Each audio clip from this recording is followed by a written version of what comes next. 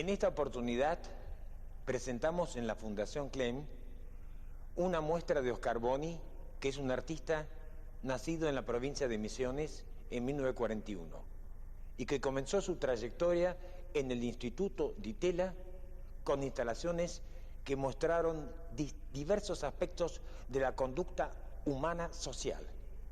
Es memorable su exhibición en el Di Tella de la familia obrera en 1968, donde el artista, Boni, presentaba como obra de arte a una familia obrera sentada sobre un pedestal, debajo del cual había un cartel que decía que el operario, Don Rodríguez, recibiría por acceder a protagonizar el hecho de arte, recibía una remuneración que representaba el doble del jornal que hubiera recibido por un día de trabajo. En dicha obra, Boni se alejó del estereotipo de la familia obrera, porque usualmente se piensa que una familia obrera se viste con harapos. Esto solo ocurre cuando se hacen caracterizaciones de obreros o campesinos en películas, obras de teatro, en producciones, sobre todo de ópera. Todas las clases se emperifollan de la mejor manera posible frente a un acontecimiento social. Tanto como cuando asistían la masa obrera para festejar a Perón, o por ejemplo, cuando se presentaban frente al zar de Rusia, y más todavía para exhibirse en público, lo cual no desvirtúa su identidad social.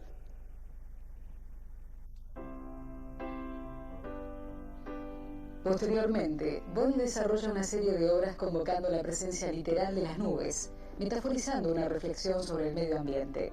Estas obras continúan la idea de la ventana de la obra de arte y magnifican la presencia de las nubes fragmentadas sin ninguna connotación paisajística. Son esas mismas nubes que desde tiempos inmemoriales han sobrevolado la faz de la Tierra. En Italia, donde vive y trabaja durante 10 años, Boni realiza muestras individuales y colectivas en galerías y en la Bienal de Venecia. En la última Bienal de Venecia realiza una performance que fusiona la idea de la muerte y la idea de la maternidad a través de una escenificación que remite a la Virgen María y al Niño Jesús. Una mujer amamanta a un bebé a bordo de una góndola que los pasea por los desiertos canales venecianos, cuyas aguas parecen agitadas por el nervio creativo del artista. Actualmente, en Buenos Aires, Boni retoma la idea de performance y de la perforación de los soportes convencionales y no convencionales. Es decir, a diferencia de Lucio Fontana, que agrede y rasga el soporte de la pintura, Boni dispara con un revólver sobre sus propias obras, como ya hemos dicho, un arma en manos de un imbécil puede transformarlo en un asesino. Un arma en manos de un artista puede producir un hecho creativo.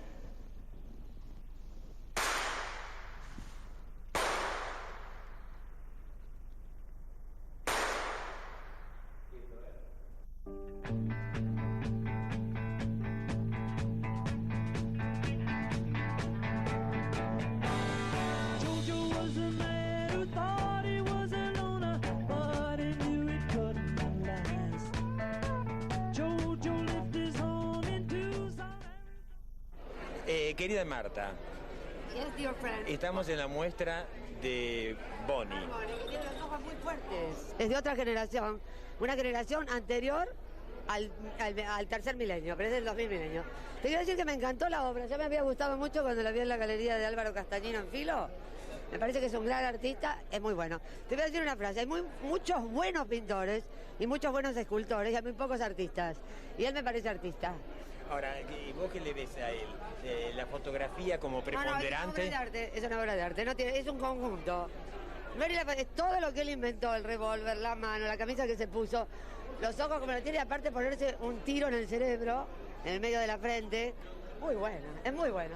Y la otra también me hace acordar a Fontana, es aquella que está allá, Fontana. Bueno, Fontana hacía los tajos sobre el soporte. Tiro también, sí. Sobre la obra misma. Me parece una de las mejores cosas que vi de Boni, pero él siempre fue un buen artista. Aparte tuvo a mi hijo Facundo en brazos, tirándose por el ascensor, en el batacazo. Tengo una foto con el Pablo Suárez. No, es buenísimo artista. Aparte me llevó en moto por todo el barrio de Milán a ver gente diferente. Una figura histórica de la época de Tella, uno de los primeros artistas conceptuales del país, donde se regía el arte más como idea que como basada en el soporte tradicional de las artes. ¿Qué opinas de Oscar Boni en esta muestra donde él tiene un sentido más trágico y un poco más, no negativo, pero un poco pesimista frente al arte y a la vida? No, no es una actitud pesimista. Yo a Boni lo conozco desde que tenía prácticamente 15 años. Y Boni es un ser muy alegre, muy contento y que avanza. La parte trágica es una tragedia interior que se proyecta en la obra, pero en el fondo no lo veo como tragedia. Lo veo como una antiviolencia, la obra, más que nada. Hay una forma de anticiparse a la tragedia, exacto, de pensar antes en ella. Antes que suceda. Antes de que suceda. Exactamente. Y eso es lo que quiero decir de Boni, que Boni a través de toda su vida ha sido un luchador y que le tocó temas violentos, pero no para derrotarse ante la violencia, sino para hacer esto, para escapar de la violencia. Estamos con Rogelio Polesello, un artista de siempre y un amigo de siempre, una figura familiar, y queremos preguntarle sobre la obra de Oscar Boni, qué opina en ese límite de las técnicas entre la fotografía y el arte y la vida y la muerte que maneja a través de esos balazos, a través de esos fragmentos de la ciudad y del cuerpo. Mira, acabo de entrar, me parece fantástico como siempre. Recuerdo la otra muestra y me parece que la poética de los disparos, la poética de la fotografía, en la forma como lo incorpora, me parece fantástico. Creo que Boni siempre ha sido un gran artista y esta muestra lo firma todavía mucho más.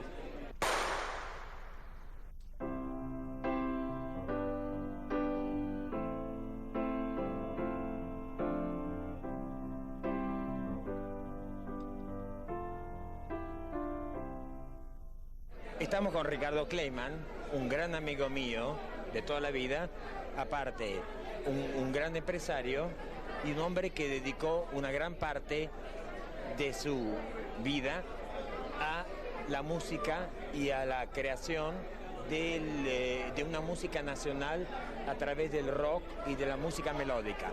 Pero que te quisiera preguntar, no sobre la música, sino yo sé que sos un gran coleccionista, sobre la obra de Oscar Boni, que está entre la vida y la muerte, la fractura del cuadro, que se asocia un poco con otro maestro rosarino, Fontana. Lucio Fontana. Sí, a mí me parece que a partir de Lucio Fontana cambió la pintura, dejó de ser una cosa plana para tener una nueva dimensión porque se entraba dentro del cuadro. Y él no solo perforó el cuadro, sino que perforó la obra, el vidrio, todo. Él entra... La composición, la obra terminada, ¿no? La obra terminada, muy interesante, muy bueno, muy talentoso. Parte lo hizo con fotografías tratadas, muy lindo todo, me pareció. Sí, la fotografía no es como fotografía, sino que está en función de las artes. De las artes plásticas, por supuesto. Eso es que hoy en día la fotografía es una de las más importantes artes plásticas. Bueno, Utrillo pintaba los paisajes de París con postcard. Hay que pensar que en esa época no existía la foto, es decir, que una vez que se inventó la foto, pareció que la pintura de Utrillo dejó de tener valor porque nunca podía mejorar la fotografía. Pero esto tomó la fotografía y volvió a las antiguas artes. Parece realmente interesante. La fotografía imita la pintura y la pintura imita la fotografía. Exacto, esa es la idea. Pero la impresión, digamos, tremenda, fuerte, queda manifiesta ¿O se diluye un poco en la estética, estetizante? No, yo creo que es una idea muy fuerte, es una cosa agresiva, es poderosa, es grande, pero después está el que le gusta la obra para poseerla o no, eso es otro tema. Mira, creo que la obra de Boni es una obra que tiene una personalidad muy fuerte, una gran fuerza dramática, y me parece que tiene que ver mucho con su personalidad estética. Y al mismo tiempo creo que Oscar Boni persiste en un estilo, y eso me parece que tiene un valor muy grande. Y desde el punto de vista, digamos, a vos como músico, ¿cómo te llega la obra plástica? ¿Vos pensás que tiene esa tragedia de la música, está conectado con el rock and roll mundial? Sí, yo creo que la obra plástica de Boni en general me conecta con el ritmo. Creo que es una obra rítmica. Fíjate que tiene un montón de disparos y un montón de historias que te conecta con el ritmo, con la fuerza de la batería. Así que pienso que es una obra muy interesante. La batería es como un tiro, ¿no? La batería es como un tiro, efectivamente. Habría que haberle grabado sus disparos y tal vez haber pasado algunos disparos mientras el público está. Interesante. Muchas gracias. Gracias a vos. Son pocos los artistas de litera realmente que han continuado con la historia del arte, porque finalmente, como dice Oscar Wilde, es decir, empezaron muy bien y se terminaron con cosas prácticas, la muchachada. Y las chicas como que empiezan muy bien estudiando cosas y ocupándose seriamente de asuntos, digamos, que atañen a su mundo, al mundo de la mujer, y finalmente se casan con un buen señor y terminan cocinando cama adentro. Oscar Boni es un artista que combina los elementos de la modernidad y que los coloca en una situación de trance que superan el espectro común denominador del origen.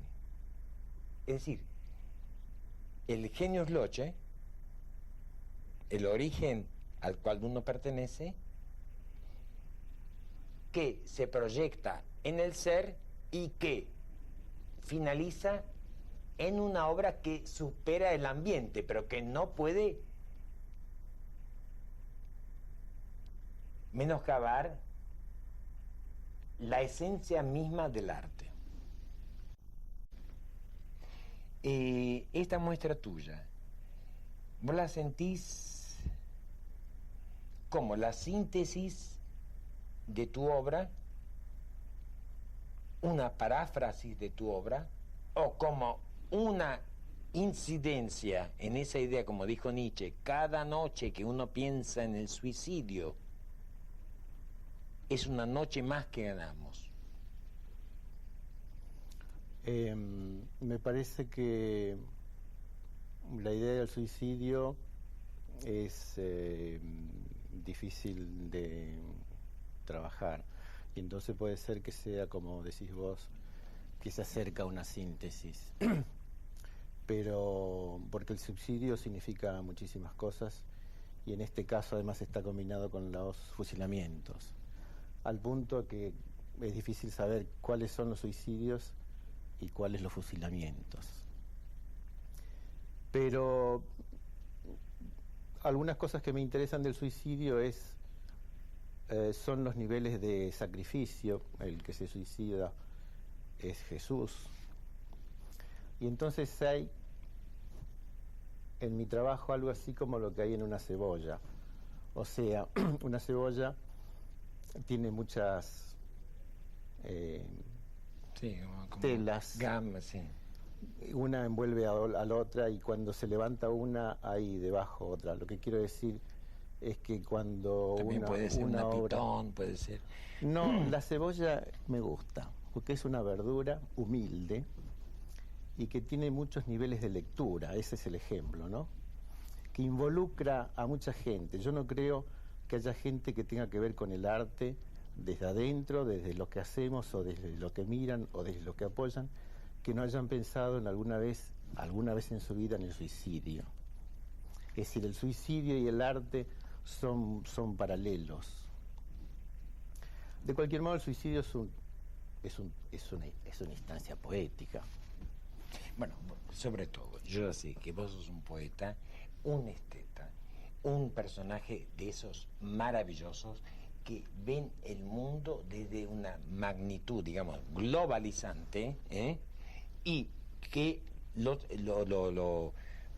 fragmenta a través de los cielos, a través de una escena de una laguna que podría ser el Tigre, que podría ser una laguna de Checoslovaquia, de Francia. Y esa está impregnada por tiros, pero ese tiro no es agresivo, sino que es una ruptura, es decir, es, digamos, no infantil, pero es la ingenuidad que tenemos los artistas con respecto al arte y la manifestación. Sí, esa ingenuidad a mí me parece necesario, es decir, hace falta sentirse un niño para poder hacer cosas tremendas. El asunto de los tiros, yo lo puedo hablar desde ese lado, diciendo que son en realidad la manifestación de un juicio, y que ese juicio es necesario para entender la realidad. Es decir, en una sociedad que se descompone, en un fin de siglo que llega demasiado rápido, me parece necesario terminar con el posmoderno, terminar con el light y afirmar. Bueno, el light está medio terminado. Es decir, por suerte. Pero siguen las consecuencias de la cultura light. Pero la posmodernidad también da la posibilidad de relato, de cubrir ese vacío con una historia. Y lo tuyo tiene historia.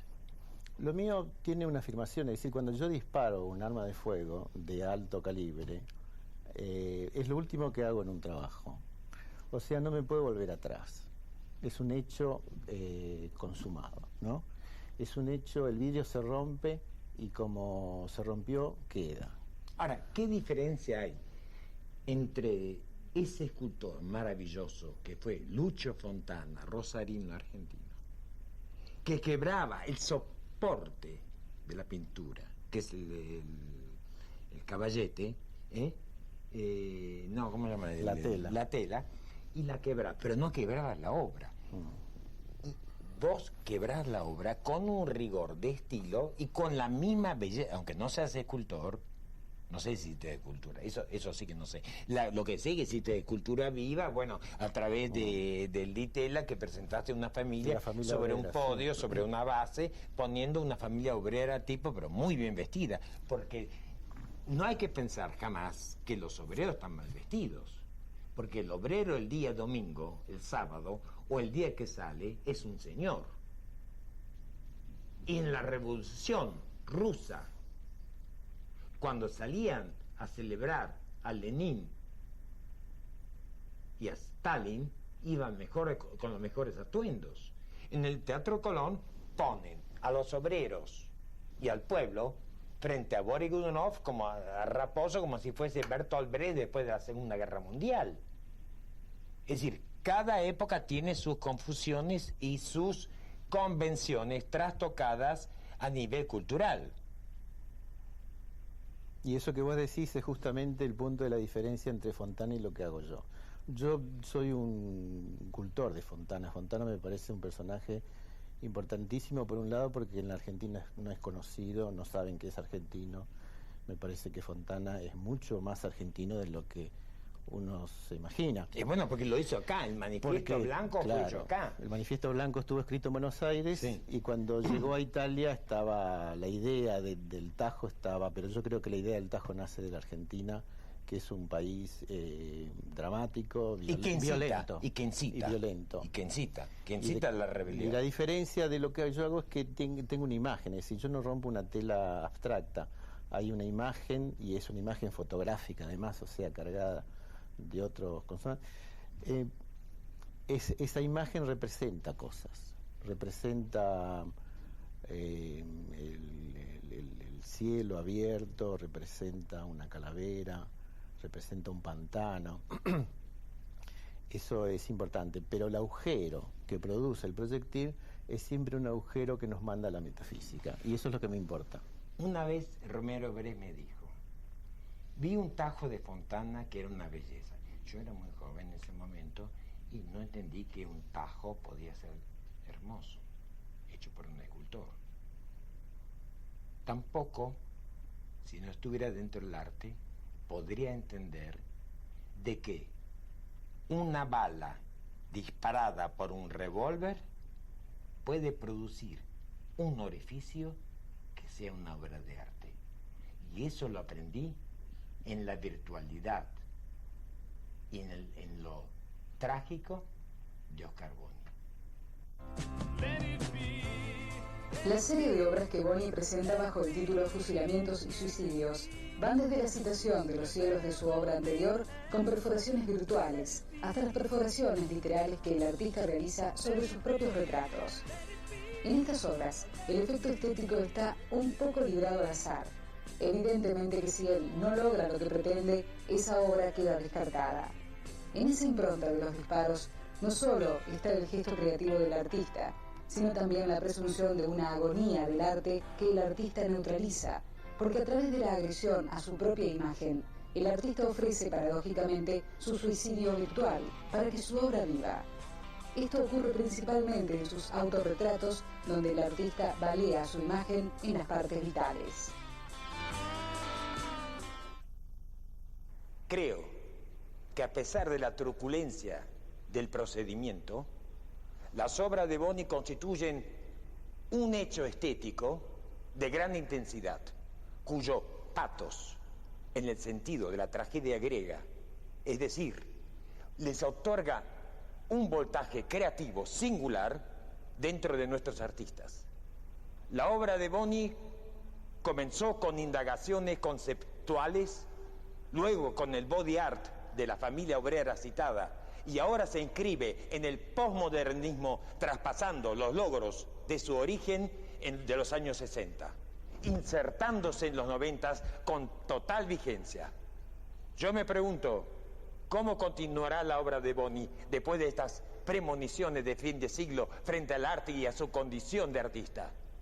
Hace una revelación del enigma de la fotografía plástica, donde el vidrio que lo cubre y el mismo marco que lo rodea se transforman en una obra en sí misma. El camino elegido por Boni es síntoma de un caos general dentro de la plástica, pero al mismo tiempo puede ser un detonante que señale el fin de las comunicaciones tradicionalistas en pos de nuevos modos de expresión que implican un riesgo y un desafío constante para el artista de este fin de siglo.